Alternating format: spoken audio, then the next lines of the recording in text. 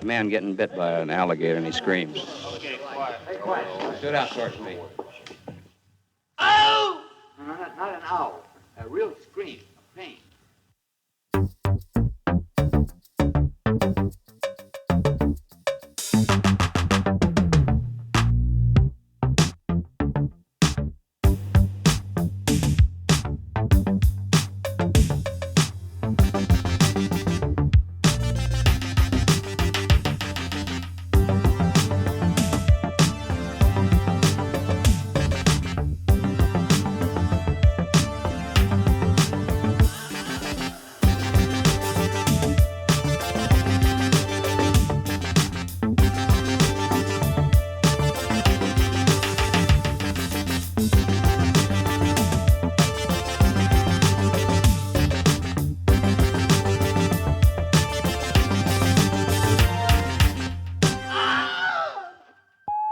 Welcome back, Screamers, to another episode where we discover that all our friends are made out of porcelain.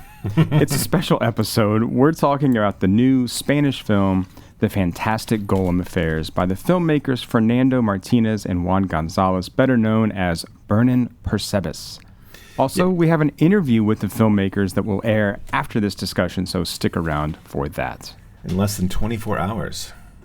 Can we ask them Well, questions you're not that are supposed to intelligent? tell them that. Oh. You're not supposed to tell the listeners that because through the magic of editing, it can just pop up like right after. Forget everything that I said. It'll just be whenever it comes out.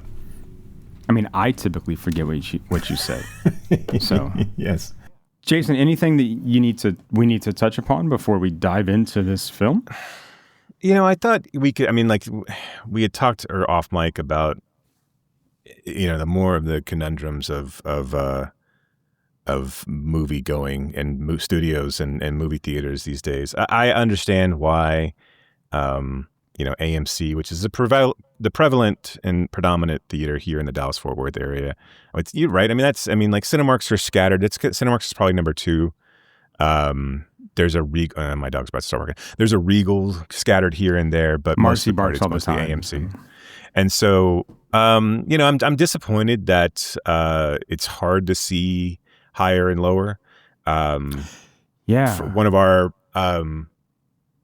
best filmmakers in American history, one of our most cherished actors, teaming up yet again, and we can't. You know, they're just not showing it because of the 2-week window. I get, you know, and it seems like, you know, I would say Spike's films deserve to be seen on a large screen if you can see them on a large screen. You know, he's a cinematic filmmaker. He's a visual. I mean, you know, he's a visual artist. I know that goes without kind of saying, but it's, I don't know. It just sucks that like we're in this weird spot. Like, and I understand, but I don't know. I mean, the stance of like what AMC is doing. Because it's only a 2-week window, I'm not sure if they're what we're winning here. I mean, I'm not sure, you know, by not showing it, what's actually. I mean, I don't think Apple actually gives a fuck. I don't think they care. No. And I'm a little disappointed that, I mean, like they couldn't have figured something out that would have worked out a little bit better. I mean, like it's kind of it's weird. It's just and the stuff that is getting pushed is again all kind of bizarre. There were weekends that like really seemingly nothing came out. I don't know. It's a really bizarre kind of time for. But anyway, I don't know. I mean, I feel like for Spike Lee, it seems like a weird place, and I feel like I know that's where the money is at. But again, we kind of go back to these filmmakers. Like, you know, one would imagine that the new Fincher film is not going to play in theaters, just like his last one didn't play in theaters. Scorsese shouldn't. It doesn't seem like he gives a shit if his stuff plays in theaters. Really, Right. Certainly doesn't care if it gets a physical media release. And again, I know that's not necessarily like I know that's kind of banging on a dead drum for some people. Although, you know, it comes back in fits and spurts, and people all kind of champion it. But ultimately, for the most part, no one really gives a shit. I mean, like, is it really like all that important that? And I mean, I'm sure Killers will probably get a Criterion release at some point. You know, that's kind of probably a foregone conclusion, which again, that can be one that I don't have in the collection. That'll be fine. And I'm not saying that like that's right necessarily next to The Irishman. right. And you know, I am glad that House Party is getting a Criterion release before Killers of the Flower Moon. That's fun. Fuck yeah. And well deserved too. I think that's I think that's a really I like that direction that Criterion is doing. I think obviously it's an answer to the popularity of things like Vinegar Syndrome and the other kind of boutique labels that are out there, Severin, etc., that are doing these. And Arrow, which I still can't understand Arrow's release strategy, and like the things that they pick up, like doing a 4K release of the Lost in Space film. Like I just don't like. I don't that movie understand. can just stay lost, really. I mean, like no one liked it in the first place. So I don't know why. Like I don't know why we're wasting time. Aside from I'm sure it's low hanging fruit, but like what kind of. Like, what are you doing with the restoration? Why do you give a shit about, like, what would your special features be? Like, what would be interesting about that film when they weren't really that interested in putting together a good film in the first place? And we are talking, maybe this is for the Matt LeBlanc completist? Sure, right. So, okay, so we're going to do the pitching monkey film? I mean, like, is that going to be the next one that, what the fuck was that called? There's no way I'm going to be able to pull that. I can see the box art, but I can't. There's no way I'm going to pull that name. And yeah, I mean, like, we talked about this before about with Vinegar specifically about like putting out Jade and Congo and like Drop Zone on their the cinematography label.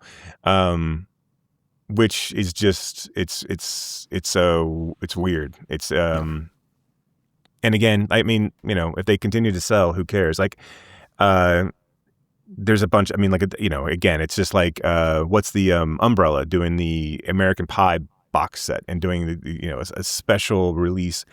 And I get to a certain extent that you and I are kind of aging out of like it's this next generation of like these films that they grew up on. Yeah, I mean I get that, but really, and I guess this is probably the last generation. Not if the Real House Foundation has anything to do with it, it won't be. But like this is the last generation that really had like seminal films or films that kind of quote unquote define their childhood. This era of the people who were kids when the prequel trilogy came out, and that those ones who kind of for those films who their beloved films, or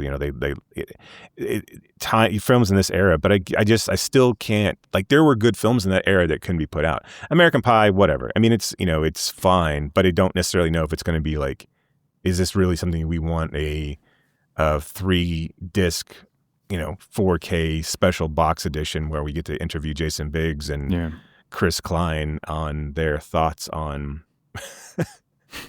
fucking pastries, right? I mean, like, is that what we're working towards? When there's other films that are out that could have come out. I mean, like, and again, I know they're not cultural zeitgeist films, but they're better films to be talked about from that era. Yeah. I mean, I could see the argument for the first American Pie film, maybe not all the other ones, right? Because I do think that film was something that people genuinely got excited about, right? But the other ones, I mean, I think you could kind of leave those behind. But then, like, where's your huge box set for Scream then? Like, where's your? I mean, like, where is the boutique label that puts together all 6? I mean, again, I know they're still making them, right? So there's people holding off on this, but why isn't there, a gigantic, retrospective film, release of Scream that just deep dives in? And again, it's probably the labels are more likely to hang on to those titles. I mean, what we're seeing here are titles that that the labels just don't give a shit about. If Vinegar Syndrome didn't pluck Jade out of obscurity, no one else would have. I just don't understand I really don't understand, like, the manufactured excitement around those releases, which I know we've gotten way off topic of higher and lower still being in theaters, or not being in theaters at all here, really. But yeah, highest it's just to a weird. lowest. It's highest to lowest. Yeah. What did I say? higher to lower. Yeah. Yeah, it's which is kind of the same thing. See, it's so. I get the title. It's so obscure to me now at this point. I don't even know what the actual title is. Well, right? I don't know if you saw, but Spike Lee did an interview about this too. No, I didn't. Was it with Variety or maybe Vulture? I forget, but he's not happy about it either. And he was like, "Look, it's not my decision. I can't really do anything about it." I mean, but what I mean is like he was upset, but sounded like he had no real say in this. I don't know. I'm just saying. But I mean, but the Five Bloods didn't hit theaters either. Sure. Right. Yeah. And neither did the. There were a couple. I mean, I know that not all of them have. Right. But it feels like if in an era where Coogler can determine, and take back ownership of a film before it comes out, it feels, and again, this is not necessarily, I'm not trying to equate black filmmakers. This is not what I'm saying. I mean, like, but these auteurs that's just coincidental. These auteurs that are kind of trying to dictate, they're trying to dictate the terms again and trying to it seems like, even if it was made out of Apple Studios, it seems like you could have made a push for this being, in a huge nationwide release, because again, this will be completely lost to, to award season. No one's gonna consider this. I mean, like if it gets pushed at all, and it's just a weird, it's just bizarre that we are sitting here with a Spike Lee and Denzel film where no one can actually see it. Yeah, I think the comparison. And I understand what you're doing and what you're not trying to do with Coogler and Spike Lee. But I do think something that's interesting is that, I mean, Spike Lee has always been considered a kind of troublemaker, right? As far as like Hollywood goes. And I'm not saying he is, right? But I do think that he makes a different kind of, let's say, quote unquote, black film than Coogler does. And I think that he's at least nowadays anyway. Well, right. And I think that, for a long time, he would have trouble getting things financed. And so I wonder just like how much of this is just kind of his reputation continues to follow him, however unjustly. Right. And now he's just like, fuck it. I don't care. I made my film and I do like whatever. You know what I mean? I wonder if that has a part to play in all of this too.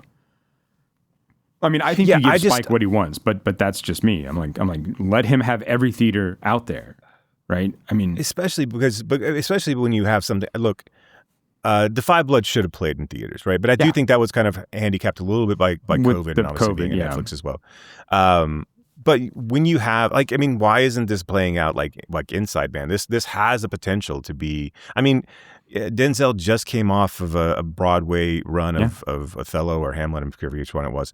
I'm pretty sure it was Hamlet. And he is coming off of kind of a weird late career, if he ever needed it, kind of resurgence at this point. Yeah. Denzel has continued to make films. Spike has continued to make films, on the regular. There's no reason that this couldn't have been this should have been a marquee release for theaters. And I don't really see why is this just another, even if you're Apple, why is this just another release to throw up on Apple TV? Why is this just another, why isn't this a prestige release where you have I don't know if the film is Oscar worthy necessarily. I don't even know if it's good or not.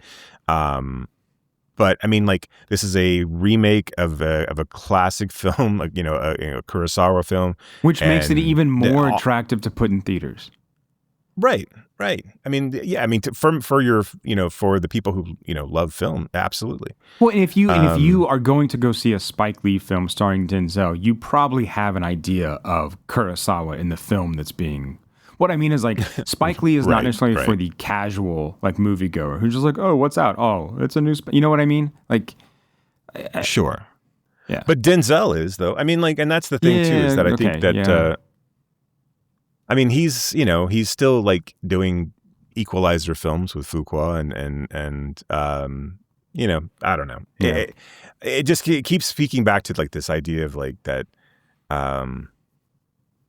Theaters are continually losing money and they're dying. and it just seems like there is, I mean, an answer to some of that, and we continually handicap them because we decide these kind of arbitrary rules. And again, I understand where AMC is coming from. I understand that AMC doesn't want to encourage this, and they've fought for the longest time against these types of windows. But for a film like this, maybe you make an exception. Yeah. I understand why you don't show Eeny Meeny. I get that. I mean, like, that's, if it's going to debut day and date. Yeah. But surely, I mean, and I do think AMC is probably the biggest theater chain in the United States at the moment anyway, right? I mean, like, you would figure that AMC would have the ability to put this in theaters and get something back on the, get some sort of box office back. Kind of throw their weight around and do something with it. But yeah, you just get the feeling that a lot of these places just don't want to do that. Like, they're just content with kind of like wallowing in sort of mediocrity, or like, yeah, we're sinking, it's fine, whatever, right? I do think that, I mean, just to kind of go back and say like a couple more things, right? I mean, I think it's interesting that Scorsese continues to just kind of like throw stuff up on streaming, right, pretty quickly, as much as he was this proponent of the cinema, right, and what counts as cinema and what counts as amusement park rides. So I find that just a little ironic, right, from Scorsese, in that he's not, and these guys maybe aren't championing physical media as much as they should, right, in terms of longevity, right, and security of those formats. Yeah, and I mean, look, it's easy to sit here and to I'll continue to judge these people from afar. That's fine. To judge one of the greats, but like. But yes, I mean, we've talked about this. But when you say shit like that in print, right, then you're fair game. Of course. Just like anybody can criticize me for saying the banal stuff that I say, right, on this podcast. That's how it works. Yeah, no, I'm with you. I do think that Scorsese owes something to American cinema. Especially now, especially when it's in its for whatever you want to call it, it's death rattle. At this point. Yeah, right. I mean, like, he has the opportunity he has a platform where he could insist on a physical media release for Killers of the Flower Moon. He could have already negotiated something with Criterion to put it out, a month after, just like he did with the fucking Irishman. And I don't necessarily know if that's what he did. I don't know how that actually worked. But I mean, like, if the Criterion was willing to put out the Irishman as quickly as they did, I guarantee you they would have done the exact same thing for Killers of the Flower Moon. And like, and it's the same thing with, like, with Coppola. These guys are all kind of just like, one, sucking up, and again, understand Coppola did his own thing with his own money, whatever, but they're sucking up this kind of, the air in the room with these bloated, unnecessary vanity projects at the end of their career, when they could be looking towards the next generation of filmmakers, just like someone looked towards them.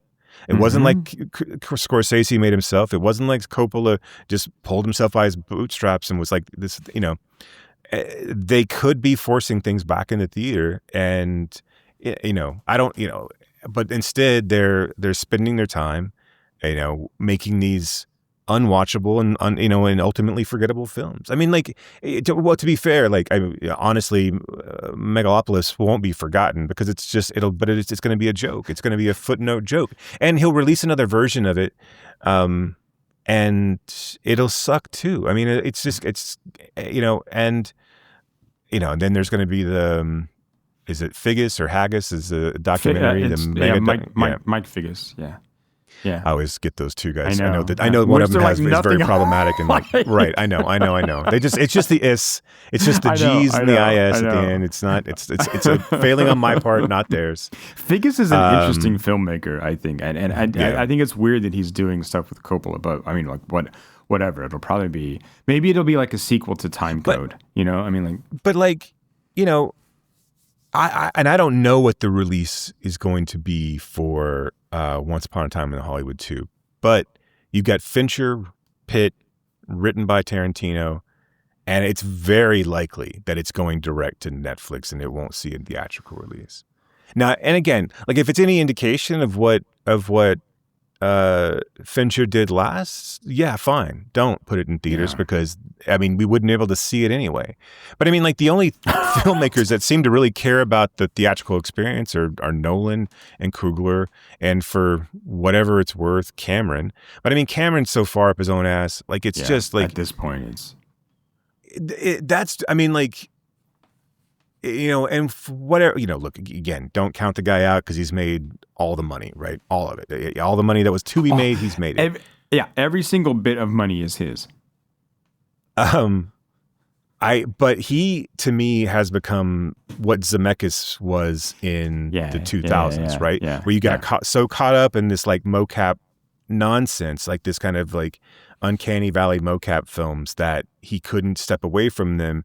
It's really, and again, I'm not going to sit here and pretend that Cameron is one of the greatest filmmakers or storytellers ever made. Like, I think technically and visually he's pretty astounding, but but storytelling wise and actual directing, I could, one. Those Avatar movies are garbage. They are just plain and simple garbage. Like, it's not really, like, I mean, if you like them, fine, but they are up there absolute trash. They're overblown, overlong, visually stunning trash. But it's, I don't know. Again, it seems like it's weird that those three are the only really ones that are really are champion pushing the medium, right? Release, I mean, like, and the art house folks that are still out there, I mean, Anderson still makes things at quite a clip, but Paul Thomas, like, he's pretty, he takes his time. So I don't know. Yeah. Well, let's talk about Clay Min. Let's do that. Yes. Let's talk about the Fantastic Golem Affairs. Follows two friends, Juan and David. They will find themselves on a rooftop terrace after an intense party in Madrid. Juan witnesses David falling to the void and his body disintegrating into ceramic pieces after hitting a car. I feel like that is a little misleading because we don't see the intense party. We just see them like on the rooftop. And you get the idea that they've been out, like, in there. I mean, there's like beer cans everywhere and stuff, but we don't see like wherever they were, right? We come in after that. I mean, like, it opens like the rooftop sequence of the room, right? I mean, we just kind of like are like having this conversation between two men, which is, I'm sure, some sort of homage, but because they're kind of sitting in the same type of chairs but this is a much better film than The Room, obviously. It's such a great opening sequence, and again, yes, I agree with you. Good. Aside from a few cans of nondescript beer, you don't really get the idea that they're overly drunk or hungover or damaged in any sort of way. It's just two men playing charades as the morning breaks. Right. Like movie charades. And before I go on, can you hear an echo of me at all? I hear a slight echo. Okay. So I think it's fine. It's very faint. I don't think I'm going to turn on echo cancellation, see if that really bothers anything. It can't be changed while recording. So look at that. Really? I won't be doing that. Yeah. That's fucking weird. Cannot change it. Yeah. Riverside has its own rules, man. It's fine. Yeah, I know. But there's like nothing else out there. I was like looking for other like stuff and there's nothing. I mean, there's other stuff, but it's either you don't have as much options or it's more money. Right. And this seems to be like what most people prefer. I mean, in the list of like, this is the best one. It's got the most of those. I don't know. Right. Yeah. It has all the things, the bells and the whistles. And the whistle. But David's first film where he's trying to explain The Shining by mimicking Danny on the tricycle is so brilliant. I think all three films that they choose are really funny the way that they try to play them out. But I think it's just a great opening sequence, and it really, obviously the music is amazing. It sets the scene so well, and then just kind of like is this bizarre, like, because again you're thrown into this world. What they do so well, you're thrown into this world, and it never really explains itself. I mean, it does throughout the film, throughout the duration of the film, but it doesn't spend time to like. It never really lets you get settled. You just kind of have to pick up things, and everything is presented as, oh, you should have known this from the get-go, right? I mean, Right. it is. I know they mentioned Looney Tunes at the end, but this is very much a live action Looney Tune. I mean, this obviously feels a lot like Kaufman, and what kind of meets Wes Anderson, kind of, and also meets like Julio Torres from Problemista. Like, it has all these trappings, but it really does kind of. But I wish I would able to see this when it played at Fantastic Fest or one of the major festivals, because this has been out for a couple of years, right? This is a 2023 film. Yeah. And it's been making the circuit. I think it's just now getting a kind of a larger push. At least just U.S. distribution, right? Right. Yeah. And these filmmakers, their other stuff, they've made short films, but and when I say short forms, they're short films, they're short form films. Their last one was 1 hour and 3, so it wouldn't quite technically qualify as a short film. But they're unavailable outside of Spain, at least from what I can tell. I can't find them either. Yeah. Yeah. I saw a Region 2 DVD of The Queen of the Lizards, but, and of course it was PAL, so it wouldn't have been useless to purchase. Well, I mean, unless you had you could probably find a Betamax. Right. I could probably an actual Laserdisc pressing of Queen of the Lizards. But, so, I do, this feels like a film that is ready for this group of this duo to really kind of pop here in the U.S. This is not a film that's going to enchant everyone, but I do think the people that it does enchant, because I think it asks a lot of its audience from a perspective of, like, especially an American audience, where a lot of things aren't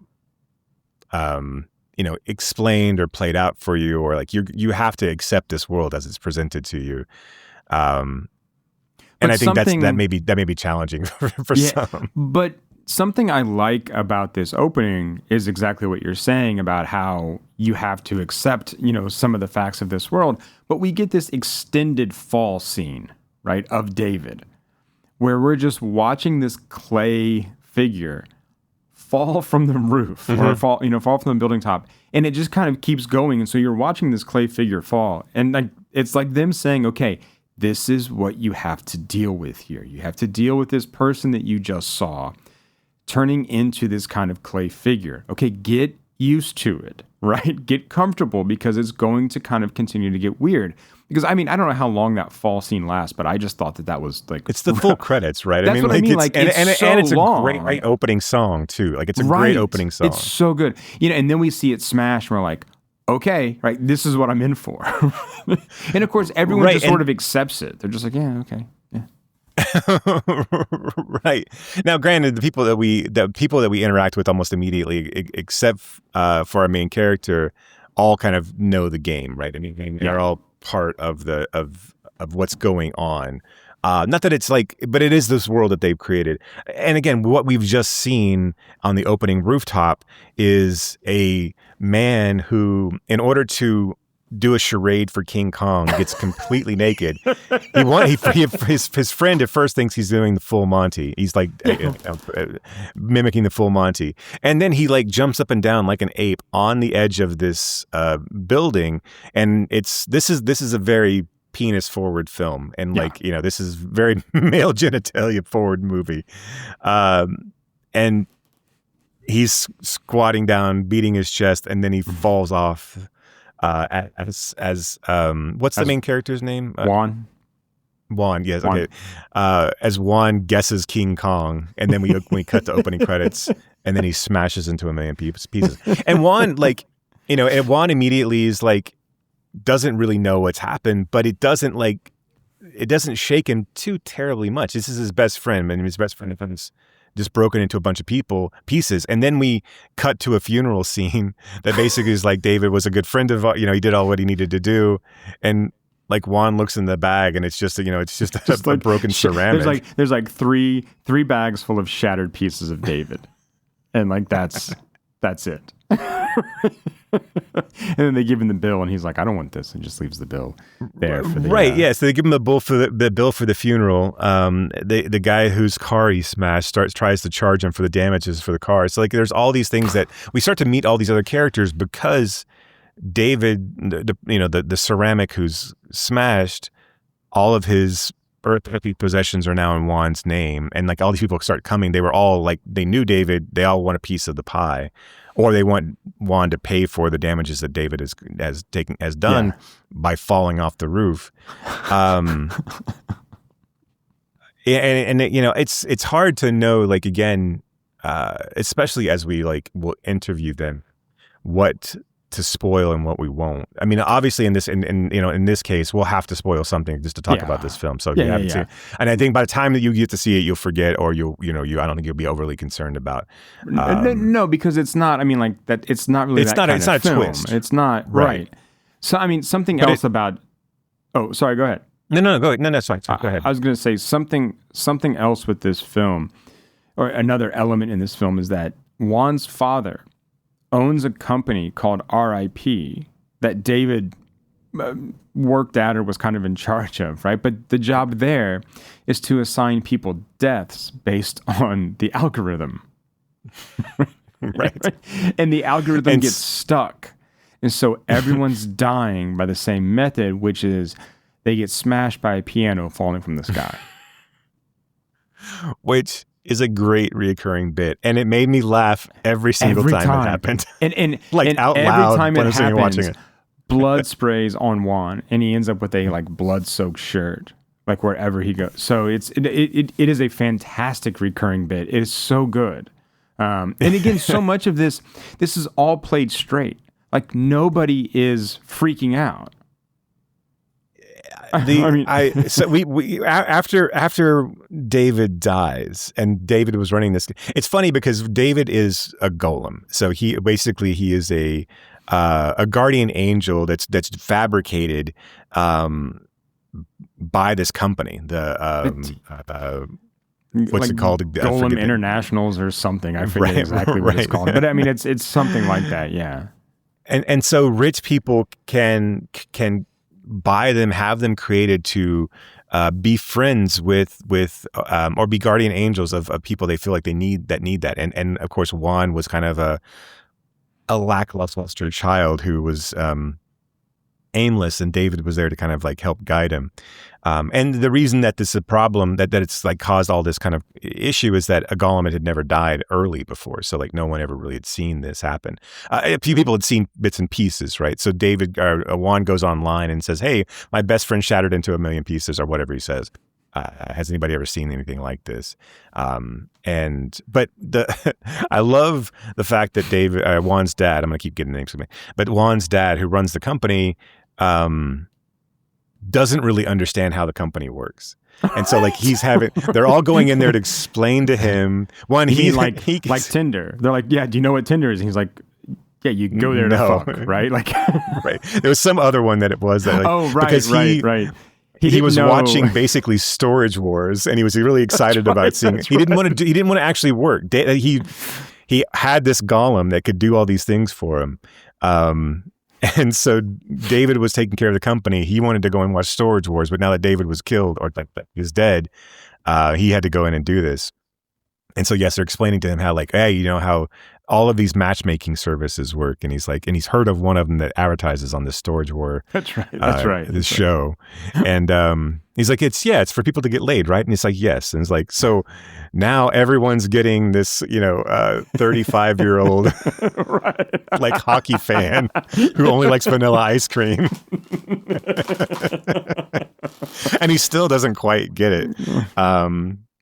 And then by the time that they get that comes back around where David can take over the company again, like 3,800 piano deaths have happened.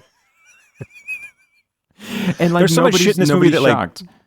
Like, right. There's so much shit in this movie that like again they just present it to you, and it's really like we go from the company having this piano problem to now all these people coming out of the woodwork who have interacted with David, who want a piece of the pie. Like I never really understood the other, the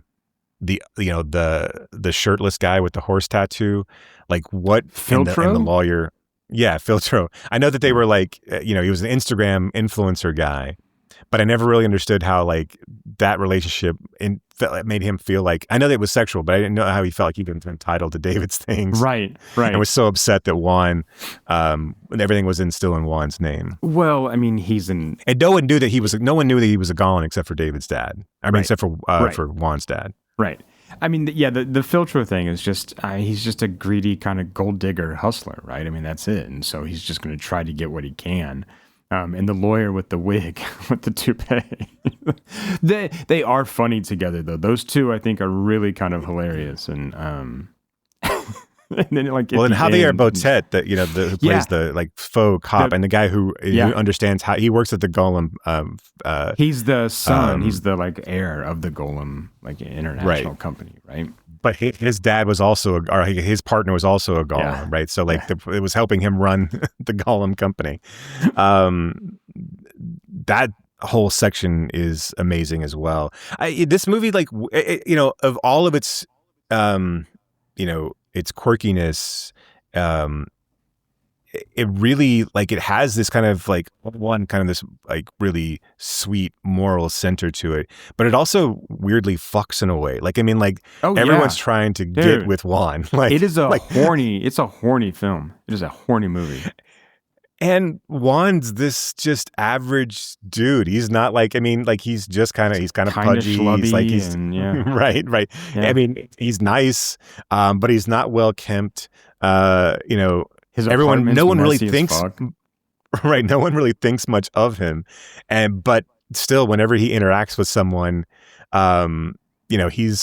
he's banging it out, or at least or people are trying to bang it out with him. Like everybody. Right. Man, it really is like just one of those films that, like, I don't know, it feels like one I would have loved to have seen it on 16 millimeter, but it feels like this is like an opening salvo to like a really I know, again, I don't know their career that well, and I know they've been working, but like this feels like kind of the opening moment for like what could be something like along the lines of, like, it doesn't have, I feel like, the pretentiousness of like the Daniels work. Not to say that I hate the Daniels work or anything like that, but I mean, like, there's not sort of that feeling of self-import that their films kind of have. This feels a lot more like it's presented on its own terms. It's just kind of given to us, and I think that's really kind of confident in a way to kind of present these kind of vignettes in a sense of like, this is the world that we built. We're not going to over-explain it. You're either going to jive with this or you're not. Yeah. But that's fine, right? I love that about this film, that they don't try to over-explain. I get really turned off by these films that are set in kind of a world like this where they have to tell you everything that's going on.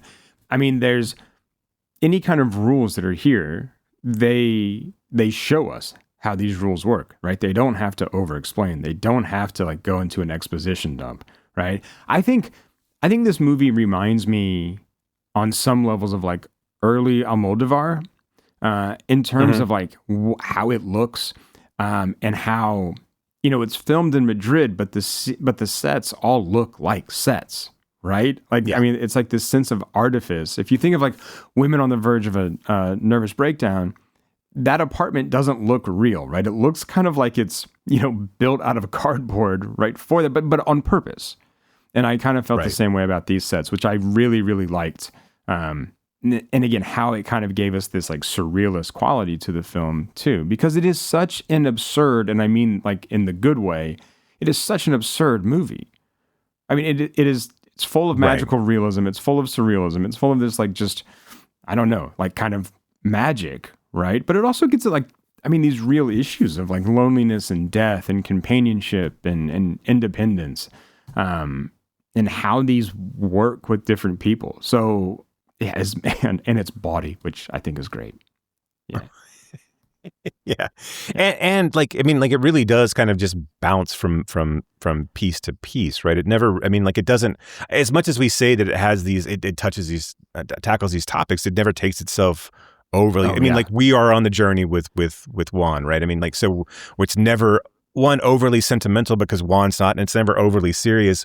And it's really like, as much as like, you know, David was this friend of his, you know, once he's gone and once he kind of realizes what he was, it's really just more of like, you know, it's kind of, it's really just more of like Juan trying to figure out what his next steps are going to be in his life, and then trying to figure out exactly again who's going to be there and who's not. You know, the one time that we see that he gets a little cross is with the, you know, the woman who wants to take over RIP, in the, you know, in the final kind of negotiation of how it all works, you know, basically how the companies are going to work out and like how we're going to reintroduce and kind of set all this stuff right. Yeah, I mean, I don't know. I mean, I think it's a really, I think it's really, really well done, and it's really, really funny. And yeah, I like I said, I wish I could have seen it in a theater on 16 millimeter. I think that would have been like, it's a really like, you know, a really cool experience. Yeah, I mean, I'm utterly charmed by this film. I mean, I think it's a wonderful film and a really kind of like great hang for like an hour and a half. So yeah, it would have been cool to see kind of in that sort of like dreamy, gauzy 16 millimeter. But yeah, it's I don't know. I can't wait to watch it again. I just think it's a lot of fun. Really good stuff. And stuff. And I'm excited to talk to them about, you know, kind of their process, like how they, you know, how they put all this together. Yeah. And really kind of how, you know, when they're writing this, what, you know, how do they balance that act that they do so well here of not giving away too much or not trying to, you know, how do they trust their audience enough to make sure that they're going to go along with this ride, and maybe a lot of that is, I think a lot of it for me is the strength of particularly Juan's character. We don't really see much of David. I mean, you see a little bit, but not. I mean, like by the time it all comes around, you know, you only see him at the beginning and end, and like everyone else kind of comes in and comes out, but Juan is so like really kind of just nonplussed by everything, and it's aside from when he's getting splattered with blood from the piano drops, and you know, I do think the entire cast is really good. I mean, I think everybody in this film is really, really good, and I think, you know, someone like Filtro who's really got it cranked up, I think that works because everybody else is really kind of tamped down, right? Or playing at a different kind of register. And so when he pops up, I think that works as well. But I think everybody's fantastic in this film. There's just so many like little moments, like after Juan gives him like the house and whatever else he gives him to kind of concede part of David's possessions over to him that he thought he was due. He like does the middle finger raise up with this, with the, and the lawyer just like, hey, be respectful. Yeah, right. He was like, oh yes, sorry, it's just residual. Like, but yeah, I mean, like, there's so many moments like where this film could have easily gone off the rails or done too much, and it never really does. Like that, like you said, that character Filtro could have been this like, you know, I'm thinking of like some sort of Machine Gun Kelly type in a film where it's just like overblown and like he's playing, you know, he's screaming his lines and there's a little bit of that, but I mean like, and especially in the opening sequence where you get almost like Alfred Molina in Boogie Nights type, like, you know, where there's just like weird shit going on. Like, I mean, like in the background, like you don't really know like, you know, what's going on back in the back room. And again, this is like 20 minutes into the film. So you really are like, you're still trying to find your bearings. Like Juan just shows up to this place and you're guessing because David's passed and he's kind of going around to people who've called him up to say, hey, basically who wants something from him. So, But even the moment when like he goes to Golem Industry, well, no, it's not what it's called, but when he goes to the Golem place to listen to Javier Botet's father explain who David was, and he's like, "Hey, can I use your restroom?" He's like, "Well, you can't hold it." And he's like, "No, I'm gonna." He's like, he just gets up and pees in the plant. And I also love that the movie does this twice of like where people are starting to explain things and then the piano gets dropped on their head. So it like cuts off like this moment of like, oh fuck, we're not gonna know. Like it's like okay, like oh. Yeah, and it's such a cause like, it's such a great moment because like in a different movie, especially like an action film, that's when someone would get shot. It's such a the next level of that kind of, again, making this a kind of a live action Looney Tune. Yeah.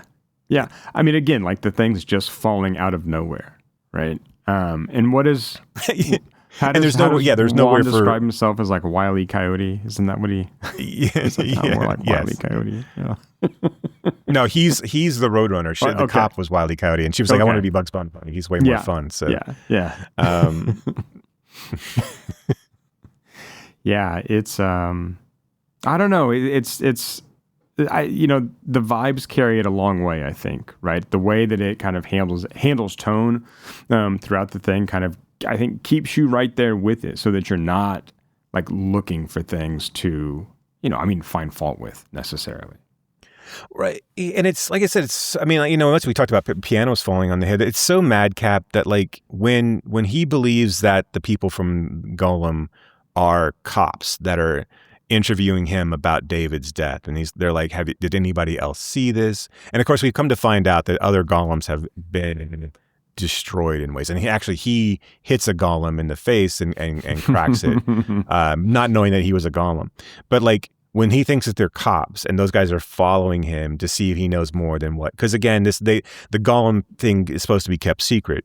They're trying to figure out if he knows more, if he's telling people, and he chases them back to Golem, the warehouse. Headquarters, the warehouse. Right. And he is just on a pedal cart with like two people that we've never seen before. Like it doesn't, like those people don't show up again. No. He just gets onto a pedal, like he runs after them in a car, and then he finds them on a pedal cart, and he implores them to get out to help him get into the building. Get out and help me. Get out and help me.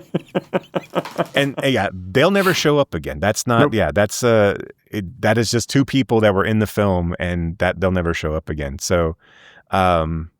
I think it's like I said, it's really, really confident in the way that it presents itself. And I do hope that it gets some level of, I hope that we are able to screen it ourselves. And I do hope that this gets a level of some sort of notoriety. It's one of those films I do feel like it's going to kind of like, how do you feel about like Hundreds of Beavers and like where, because that feels like it's bubble that hasn't quite made a lot of a really big wave, like some other things I felt. I'm trying to think of something that's done that like has broken over where people like have talked about it. And Hundreds of Beavers one. Hundreds of Beavers.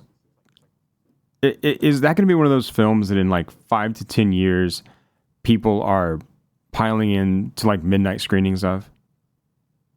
Yeah, I think so. Right. I think it's going to be the one, but it feels like it's one of those films that should be bigger than it is. And I know it's gotten, but like, I know it, the Roadshow thing worked out well for it. And like, and it's on Tubi for free. And, and it got a VHS release and it's, it's whatever. It did all the things, but like, it feels like it exists in this level, like, kind of above something like Strawberry Mansion or what Bernie's doing, but just has not kind of gotten into the I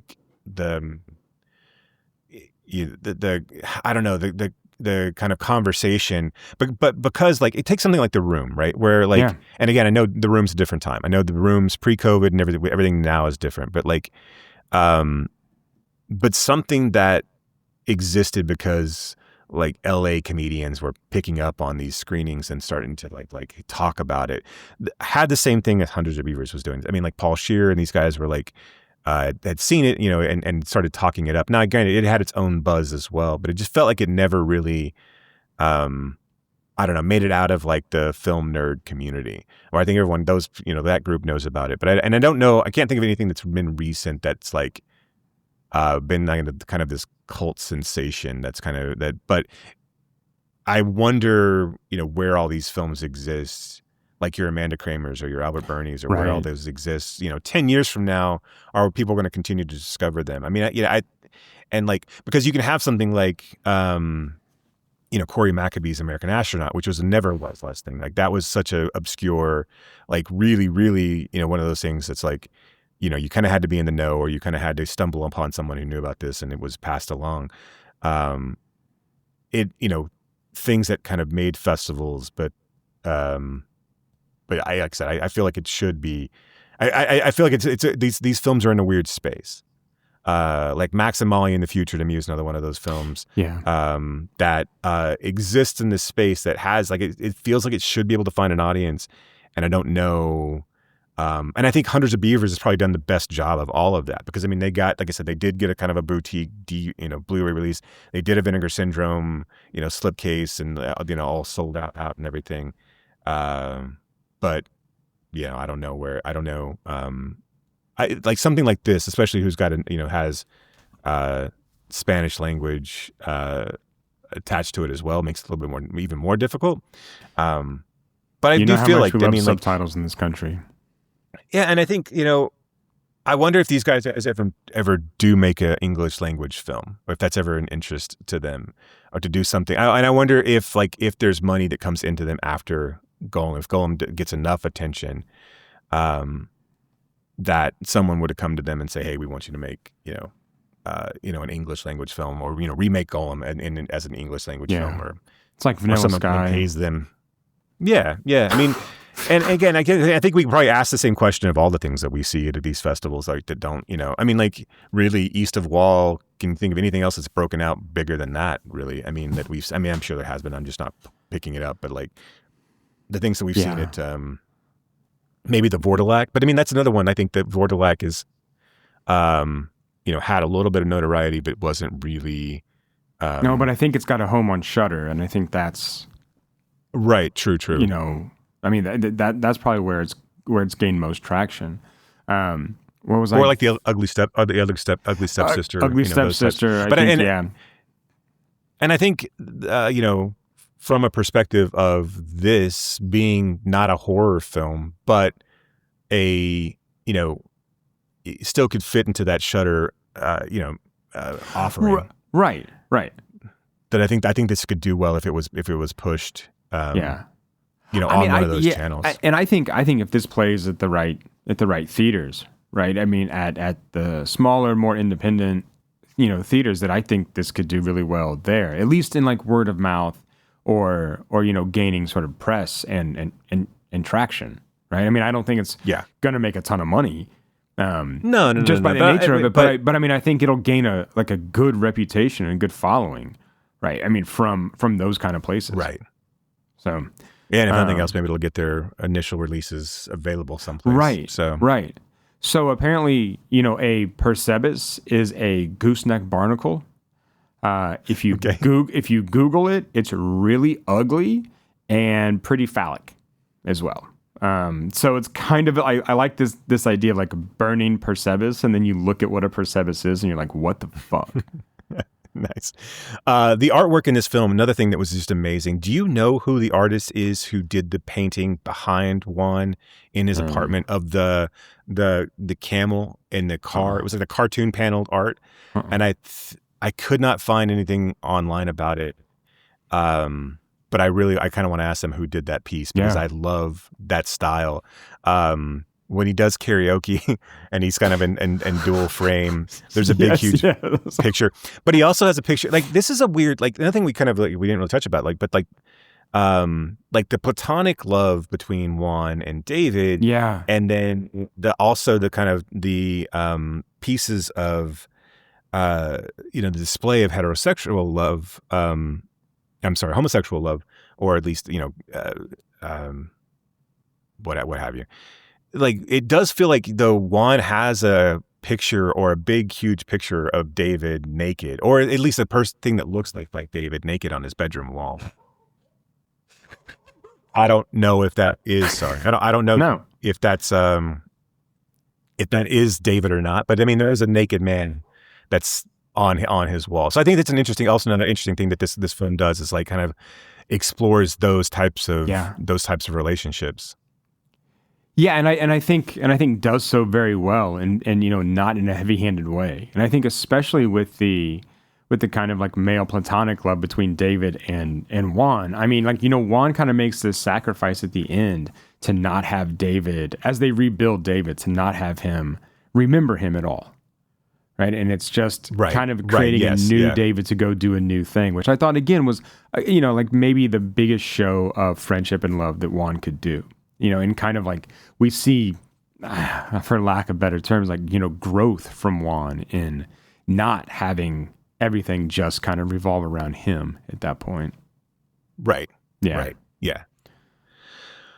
Well, very cool. I'm looking forward to talking to them. I think if you have the chance to see this in the theater, and we'll let you know if we screen it, you can keep an eye out on Real House. We're going to try to screen it in Fort Worth. We're going to try to screen it at the Texas Theater. So we're going to try to do our best to promote the film and to get it in front of eyeballs. But yeah, absolutely, yes, and we'll be excited to do that and tell everybody that we were the ones who did it. Kidding. I'm kidding. So yeah, it's all us. It's all about, look, this is all driving promotion back to me. So stick around for the interview with the filmmakers, the Burning Gooseneck Barnacle, Burnin Percebes. But yeah, so yeah, enjoy that conversation. And until then, thank you all for listening. And keep screaming. Yeah, you still have to do it.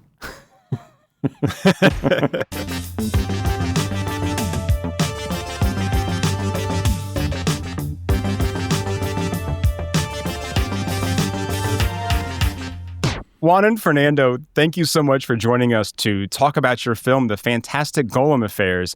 And if you don't mind me saying so, your new haircuts look fantastic. Oh, thank you. Thank you. That's what I needed to see. Thank you. I just want to say that I was absolutely charmed by this film. It's funny, it's smart, it's horny, it's full of absurdism and surrealism, and it looks terrific. There's a lot of interesting flavors, I think, coming together, and I wonder if you wouldn't mind talking a little bit about your influences for this film in particular, but also just in general, because it seems like there's a lot of different things kind of working all at once. Well, there's like a lot of influences for us, because we've been working together since we went to school, and we also have the same tastes in some things and different tastes in other, and we're always like evolving and seeing new things, and sometimes it's difficult to know which are references or the direct ones, but we try to absorb things from everywhere, no? And I think in the film the most you can see is like kind of a mix between Almodovar, Wes Anderson, Coen Brothers, but other load of things more, and what we like is not to try not to seem or be similar to others. Try to be ourselves and make our universe, and we really enjoy a lot every time we approach a new film. Trying to think the way we want to do it and the way we want it to look, and although it's always like our sign or something's similar between our films, because it's the both of us making them. We try in every film to approach it in a totally different way. So this was the idea of, we want to make something like visually is really plastic or like, and we want everything to be like practical effects, and we want everything to be built and to contribute to create this world where you could be able to throw a piano in top of someone, and it's not as crazy as it would be in real life. That's a great recurring bit in the film as well. I really was just tickled every time that someone got smashed by a piano and Juan got sprayed with blood. It was really wonderful. I'm also curious about the use of the golem as an idea, as a vessel for different things for different people, but also as a vessel for metaphor. And so, like, how did you guys settle on that object? Right, to get at some bigger kind of, social ideas and concerns? Well, the thing is, when we first thought about the film, or maybe the primary idea that we had in mind, we didn't know that we wanted to be a golem, because we saw like this scene in the movie Top Secret, like the 80s, one with Val Kilmer, where this soldier punches in the face this German soldier, and then he falls from a tower, and then he smashes into little pieces of porcelain or china or something like that. And we really thought, imagine that happens to you, like sometime someday you just arrive home and your mother, your sister, or whomever tells you, okay, Dad died today, and you won't believe the way he died. And then what could possibly be behind this story? And then when we were speaking about the plot of the film, how it should continue, then the golem idea came to our mind. I don't know, not because of the 1920 film, but probably because another thing that we saw about it. And we thought it was like the perfect combination, like for what we wanted to explain with this story, the mythology we're trying to explain, because in a film we don't really explain everything about golems. We just use like this common figure of the Jewish mythology, like golem, this clay thing where you put some message in his mouth and he has to complete the purpose that you give them. And we thought about, imagine that there's this guy that he was supposed to do whatever he doesn't want to do, and then this guy dies, and this guy has to face for the first time in his life any adult problem, and the golem was more or less that, like from a mythology that already exists and that allow us to know, to not having to do any more explanations than about this mythology or about this creature. Yeah. I mean, I think the golem is a figure that we're all familiar enough with, right? Even if we're not super well versed in the sort of Jewish mythology of it, we understand what a golem is like there to do. And what I love about how it works in this film is that golem is different for everybody that, Golem Solutions makes a golem for, right? I mean, so keeping with that mythology, but then also how it explains what's going on in the film and how it works with these different characters. One of the things I wanted to ask, I'm sorry if I stepped on you guys, but one of the things I wanted to ask is that, as you're putting this story together, what I think, again, what this film does so well is that it doesn't spend a lot of time over explaining. Was there ever any moment, like as filmmakers and as writers, how do you guys balance because we go on the journey with Juan and understanding this world. How do you guys balance that without giving too much away and still having the kind of the magic around your story and keeping your audience involved? Well, I guess that's the most difficult part about making films. No, it's like we just try to make this story in a kind of modern cine noir way. You cannot see that in the film, but the way we thought about how the plot goes on, like there's this film we really enjoyed, Under the Silver Lake. Mm-hmm. We really liked how that film or that story evolves and how how it's built, and we try to do something like, okay, we have this main character, we present it with the golem shattering, and now we have to go little by little building up this story, and I guess this, if we did it again, we would do it kind of different, because we well, every time you do something, you will do it, but just we just try to make this kind of building up thing. We also like a lot burn after reading. Yeah. And we like a lot of that film, how absurd things make this snowball effect, and all this absurd construction of things, and how something stupid can be so important, and we think that's really real. Like in real life, silly things turn to be really important, and we had the feeling that was the way to make it, and we hope we did it at least some well. Well, at least for us, you did, right? Nice. Can you talk a little bit about how you found your cast? Because I think so much of this film hangs on Juan's performance, and he's so wonderful in this movie. When you were writing this, did you have? I didn't think you guys had worked with Braze before, but did you have people in mind, or how did you go about finding your perfect Juan and Carlos and David and Clara? Well, the thing is, when we wrote the film, we didn't want like the typical hero. Well, the character is not like the typical hero. It's like a puppet who just runs around the world, and just every day goes by and he's just smiling with his peers at home. And we wanted to be someone special. And then Bryce came to our mind, and he was doing, I don't know if you know this show called Paquita Salas in Spain. And he was, his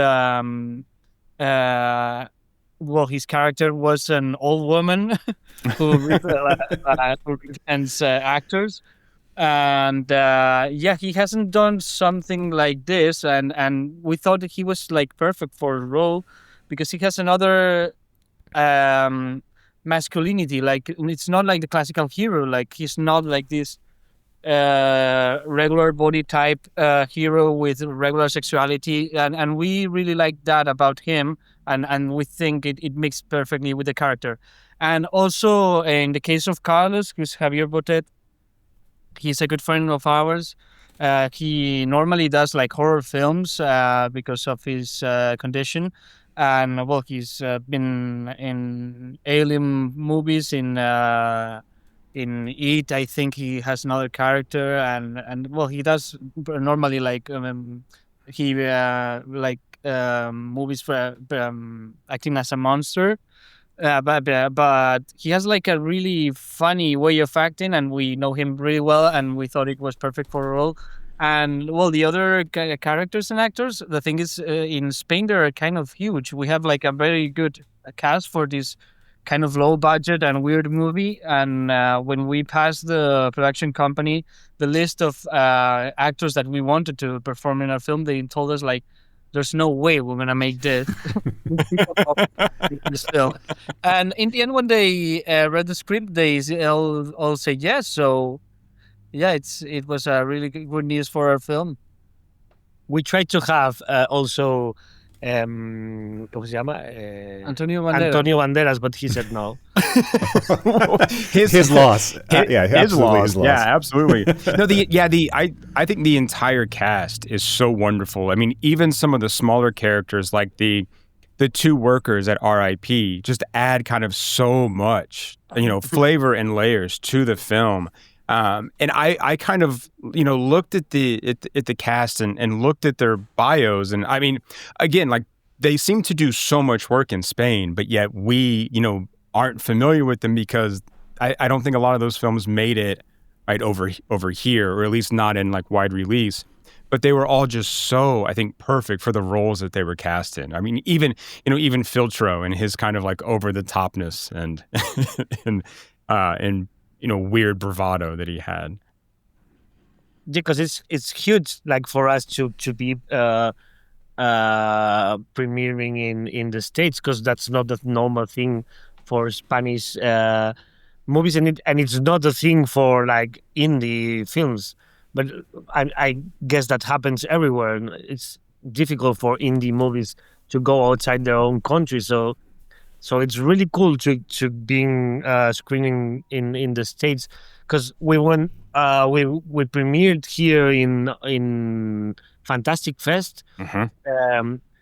And it was like, I don't know, the first time that the film was being premiered at the other side of the ocean, and it was really cool to see how people react to the film, and you see, okay, so it's not a local thing, no, you can understand it outside, and it's really cool to be able to show it this way.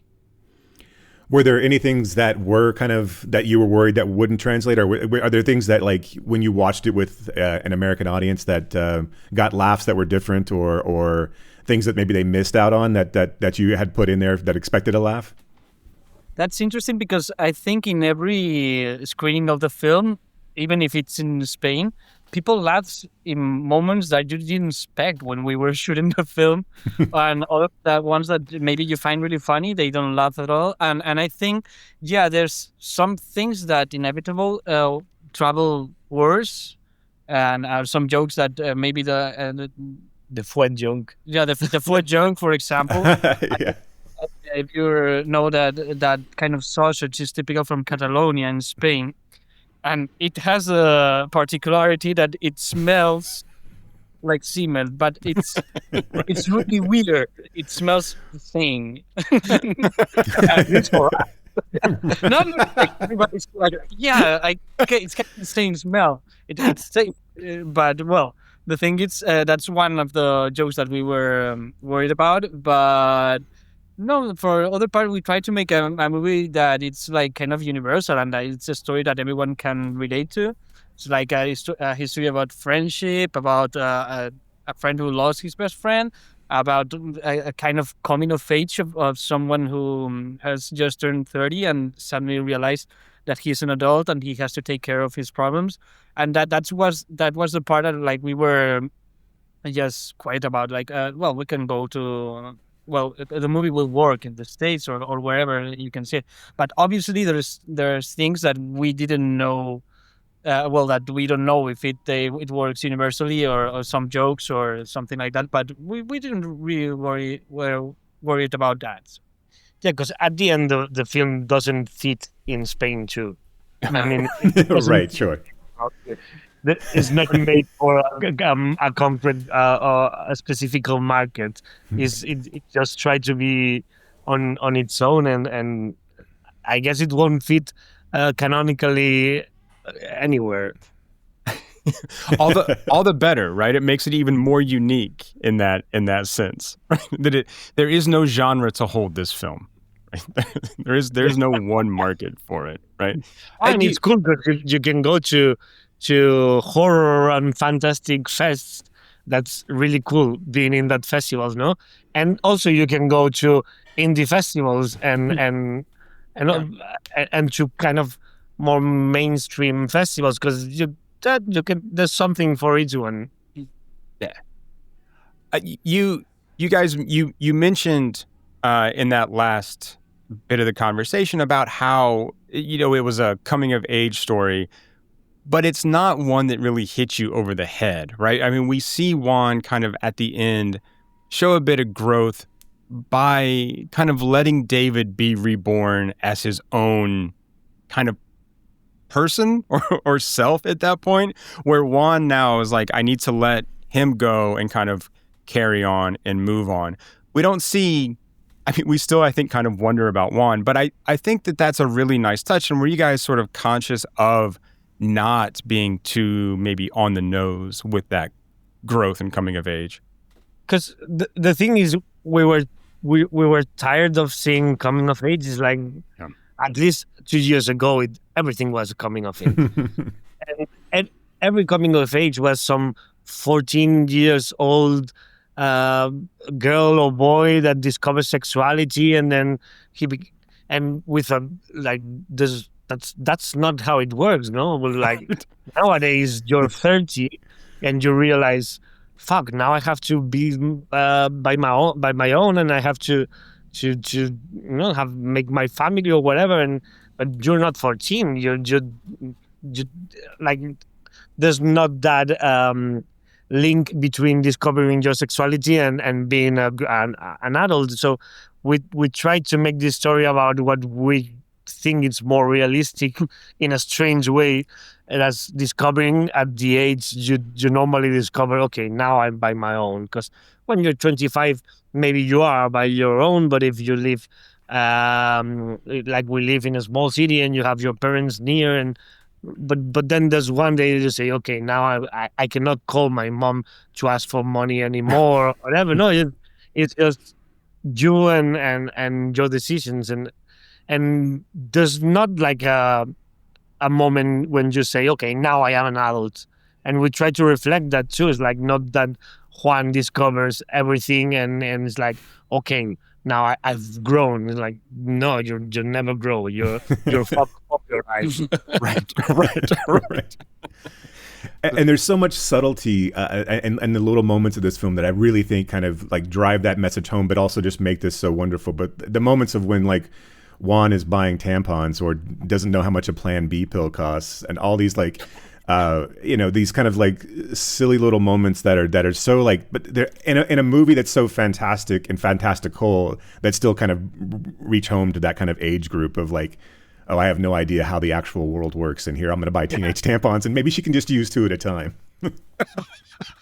That's the kind of thing that we really like, or maybe that's our signature in this kind of film, because we try to approach these kind of situations, or these kind of plots with breaking them with tiny moments of everyday life, right? Like this guy that it's now starting to have relationships or serious relationships, then he has to do like regular things of and he doesn't know how that works, like tampons or the pill, or if he has an accident with the condom that breaks or whatever, he doesn't know how to react, and that's the thing. Like it's not a coming of age, but well, that's kind of the license of comedy that we took in this film, no? Like these kind of details.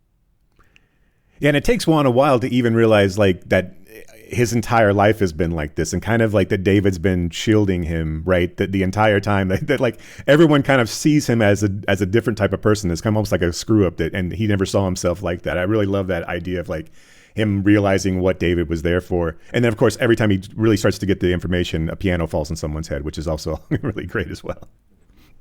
That I have a couple of just like silly questions, but like, is the game on the rooftop, the movie charades game, is that something that you guys have played in the past? Where did that originate?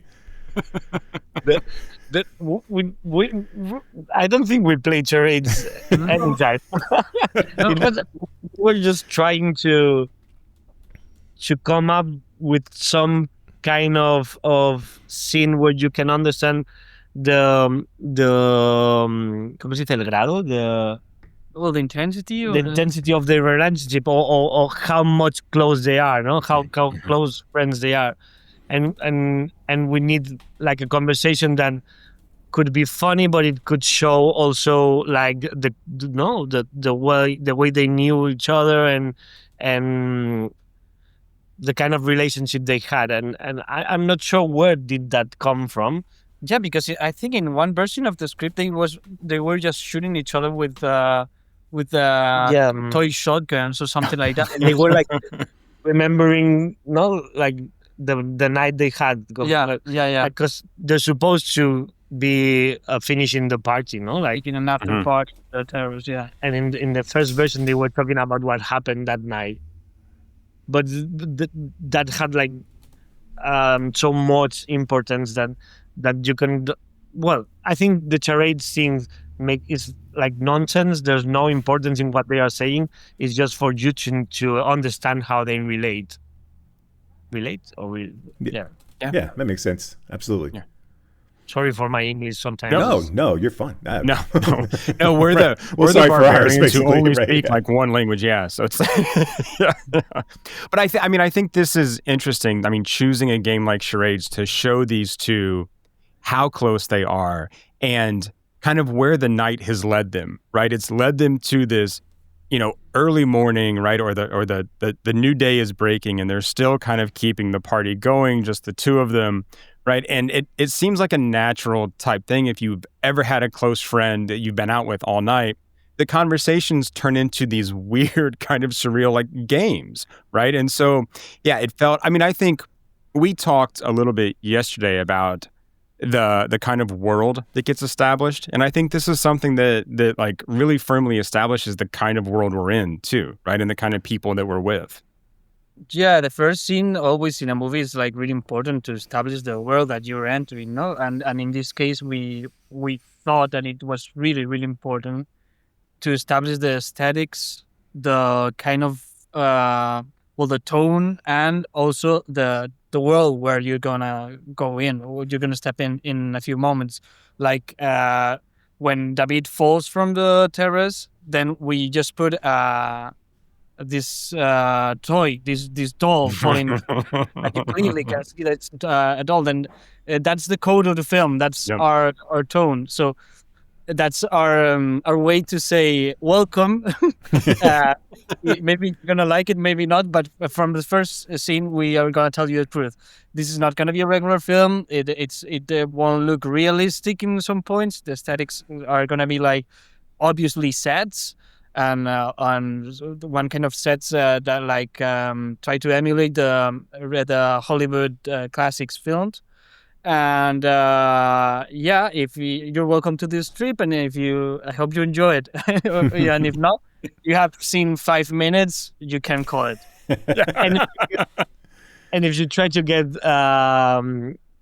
technical and understand everything, that's not this film is not for you, no? Like we had these discussions with the producer and the AD where they were like, because we don't understand in what moment the golem transforms into a figure, and why when he falls he's already a figure, but then when you break the face of the other, it's and we were like, if you're trying to understand that, you're not understanding anything. That's not the point. Right. That's funny, it's crazy, and nobody would fucking care about that. It's like right. I mean, we're talking about a film where clay men are coming to life and walking around being people's best friends, right? I mean, like, why you're telling us already? Don't try to figure that part out, right? It's okay. I do love that opening falling scene and how long it takes for David to get to the car. I mean, like that. I think that tells us so much too about what kind of movie this is going to be. Is that like this falling is going to take the entire opening credits with this kind of really amazing song playing over it as well. Yeah. The music was something. Well, it's always something really important for us, and we worked in this film with Sergio Bertran. We also worked with him in the last one, and we always try to make the music to complement and fit the aesthetics of the film. And in this case, we wanted to because we were trying to do like this kind of old school Hollywood thing with the sets and the printings in the backgrounds and the practical effects. So we thought we need the music to be kind of Xavier Cugat in that he make with these big bands and he was really really into it and it was really fun. And the opening song, on top of that, it's the vocals are from a Spanish rapper we really like. He's called Bejo from the Canary Islands, and it was really fun. It was really fun to be able to have this orchestrated, but not in the classical way soundtrack. Speaking of, Brock had mentioned earlier about the film, about it being a horny film, and I know you guys kind of smirked at that comment. But it is so frank with its sexuality, and Juan kind of like, in the sense of Juan, how he bounces from thing to thing, and really with these kind of nonplussed, regardless of how things come across him. Was there any moment, like, I mean, as far as the sexuality of this film, where you, I guess, tell me a little bit about how you wanted to present this from Juan's perspective, and kind of what it meant to the story as a whole. I guess the thing for us was we always tried to make things as we would like to be. So for us, it was really important, like, not falling in the typical gender roles and how normally people relate. And so we made this character who can, he can like boys and girls, and he doesn't mind, and he's not like typically attractive, but in the film every girl is attracted to him in a strange way, but he's not like comfortable, comfortable with that. So like it's the opposite in the normal stories, and we try to build this world where sexuality and genders are mixed, and you don't have to talk about that or explain why that's happening. In the same way, we try to show different bodies and the characters, no, and they don't have the typical body shapes, and we can show Javier Botet naked without having to explain you why his body is like that. It doesn't matter, no. We try to build this world where all the things are kind of superadas, like like we moved on from those stereotypes, and that's how we would like the world to be, like move on about these things, and we'll try to build that in the way we could.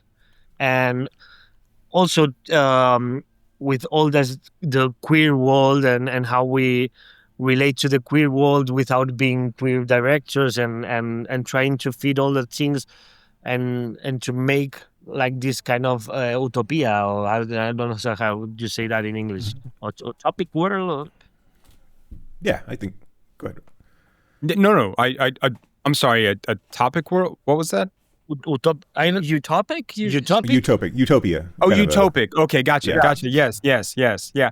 No, I love the kind of inclusivity of the film, and like you said, how we're seeing different body types, and how Juan is just an absolute kind of ladies' man, but also like man's man, right? I mean, the guys like him too.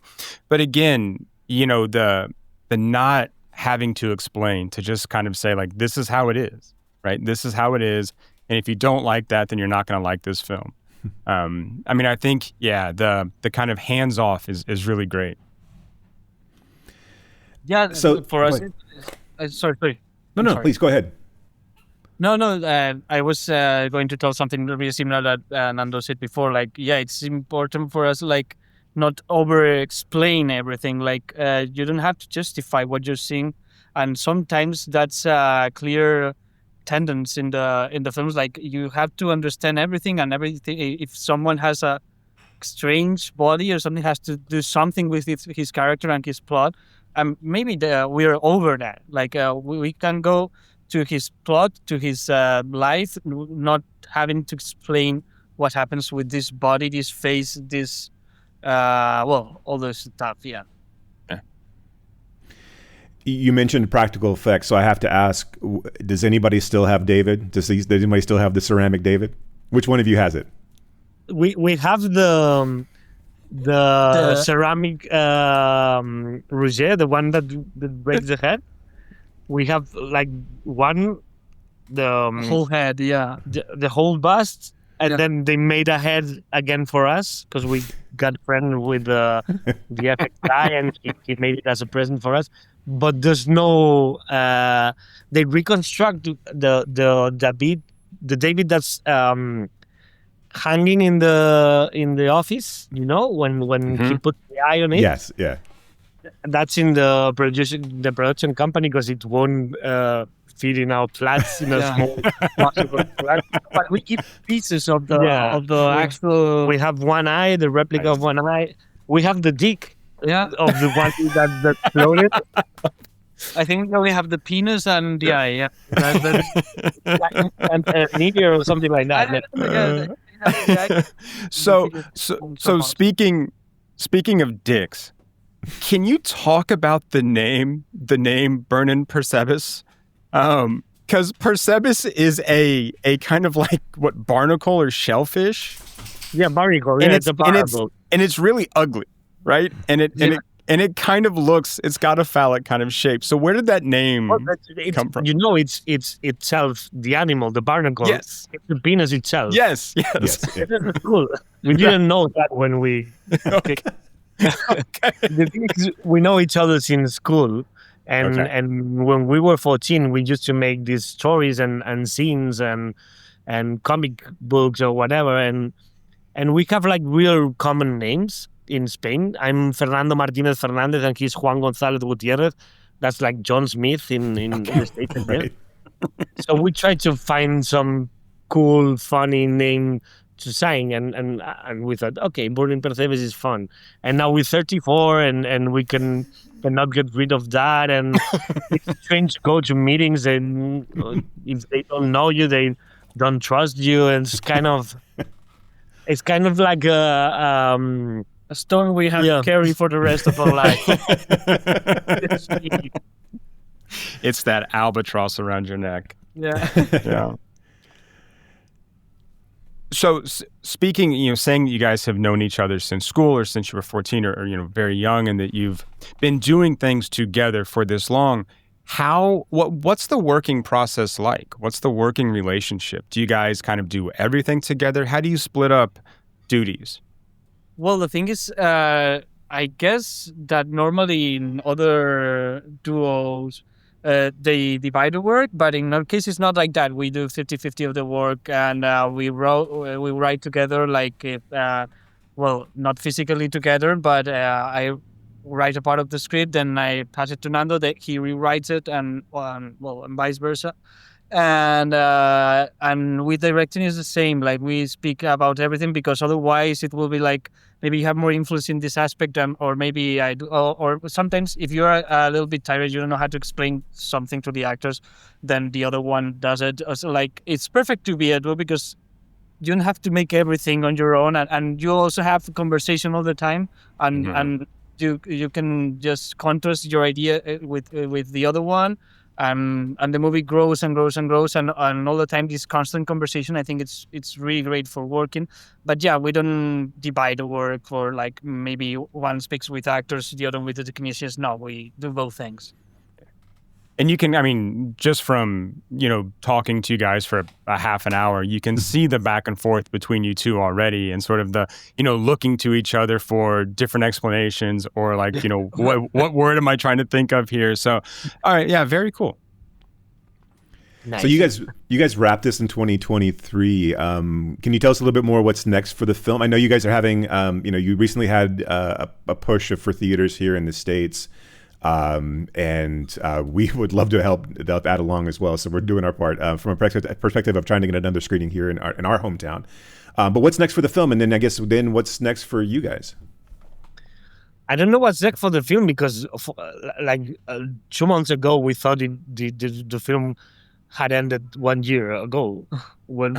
And they surprised us with this. Hey, some people in the States want to premiere your film, and we're like, oh, and we didn't expect the film to have this new life.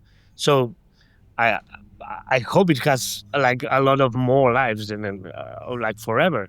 That would be cool.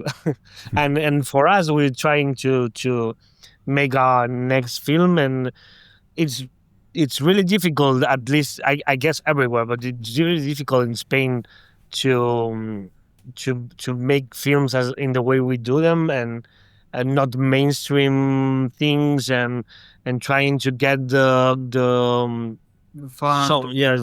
funding films, but also trying to get someone who is encouraged to try to fund them, because we're not producers ourselves, and then we're thinking about getting ourselves to be producers, but then it's really difficult because if you mix things, everything goes wrong. And but we were working like it's in our next film, and we hope it would be founded soon, and we can next year be filming it or But shooting it. the movie's now like starting his adventure in the States. I don't know exactly what kind of screenings are planned and in which cities.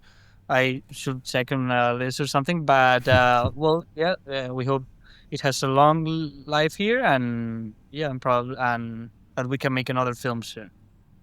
Yeah, I mean, I absolutely. think we hope as many people as possible can see this film, and I mean, I'm looking forward to seeing it kind of again and again and again, actually, because I think there's so much to kind of take from repeat viewings of this film as well. So hopefully we can help get it into a theater here, and other people can push it across the rest of the that would country. be really nice. This is lovely. Thank you. Yeah, of course. You guys filmed Golem Affairs on 16 millimeters. Is that correct? Yeah. Is that so? Can you speak a little bit about filming on actual film, or is it something special to you guys, or was it just a matter of what was available? That's something we really like. Our last film, the one before the Golem, was shot in 8 millimeters. Oh wow! And that was like a crazy adventure because everybody told us, "Don't do it, you won't get all." But it was really fun to do, and then we said, okay, well, the next one has to be in 16, and then the next one in 35. But it's also the first time we worked with the DOP, but we knew him from along. Like he's a really close friend to us, and his expertise is in 16 millimeters. So we said, like, all the things come together, and we want these aesthetics that really fits with the 16 millimeters. And also we have a way of directing that we don't really like to repeat a lot. Like we don't really like to do more than 3 takes if we can. And nowadays that's a strange thing, because nowadays everyone shots everything from 74 different angles and they do it like 120 times. At least. So they edit like for 2 years and have these 80 versions of the film, and we like to shoot it. If we can do it in 1 take and we're happy, that's the take for us. And then there's not much work in the editing booth because we already shoot it editing in our heads, it's like and see, like 16 millimeters or real film really works well with that, because you cannot recheck takes, you cannot waste a lot of film, at least if you don't have money. I guess if you have a lot of money, you don't care about that. And also, that's like a really cool thing that you don't watch what you have shot until 2 weeks later or something like that, or 1 week later. Well, it depends on the money you have and the lab that you have close. But that's kind of exciting. Like you shoot something, you see, because you see it in a monitor, but it's not like the actual thing. So you can see like a simulation of what the film is gonna be, and then when you receive everything, it's really magic. Like then that's it. Whoa! Like something's like shit. yeah. I would imagine that's either like anxiety inducing or really freeing, right? Not knowing kind of what's going to come out. It's like, well, we're just going to fucking go for it, or like I'm paralyzed now to shoot. Yeah. For us, it's really fun because we like doing it that way, and we're really optimistic always with everything. So it's no. When people say like, "Are you sure?" It's like, yeah, it would be fine. And there's sometimes you mess it up, but normally it's okay. No, but with our last film, the thing with the 8 millimeter film, we shoot it with Nando on the camera and I was on the microphone, so he didn't hear any of the takes and I didn't see any of it. So together suddenly we watch and hear the movie for the first time when we received the material of the 8 millimeter thing. Yeah, you should watch that film, the Queen of the Lizards. Yeah. I have no idea where you can find it in the States, but Yeah, I was just going to ask that question. Yeah, we looked for it, but it's a little bit difficult to find over here. So maybe you can text Lisa. Yes. Okay. Lisa. Yeah. Yeah, we'd love Lisa. to. Absolutely, we'd love to. Yeah. Yeah. Yeah, so We'll Lisa, make- if you're listening onto this, get us their other films. Yeah, we can send you links and Yeah, please. Yeah, that'd be amazing. That- Please, yeah. Because now, I mean, like, we're just going to go out and talk you up at this point, right? We're going to tell everybody about about your work. So, I mean, to be fair, I only know like 2 other people. So. Yeah, it's just between us. That's all we. Yeah. It's just the 2 of people us. important zero. Yeah, that's true. That's true. Jason, do we have any more questions for Fernando and Juan? And I think we covered most of the things we talked about earlier. So Yeah. I want to thank you guys so much for your time and making time for for us. Thank you guys. It was a Yeah, thank you. And I want to say congratulations on getting a film made under any conditions, but especially one that's this special and this much fun. And I hope nothing but the best. And I hope to see your next feature as soon as possible, for sure. Yeah, can't wait to Thank see you very that. much.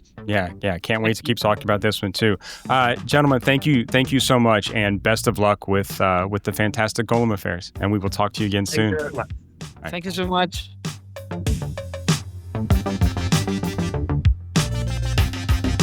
You have been listening to Why Does the Wilhelm Scream with your hosts, Brock and Jason.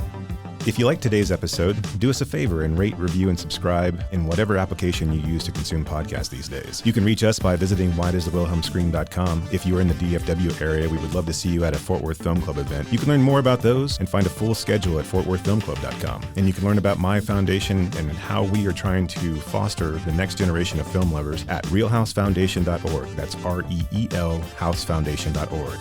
Till next time,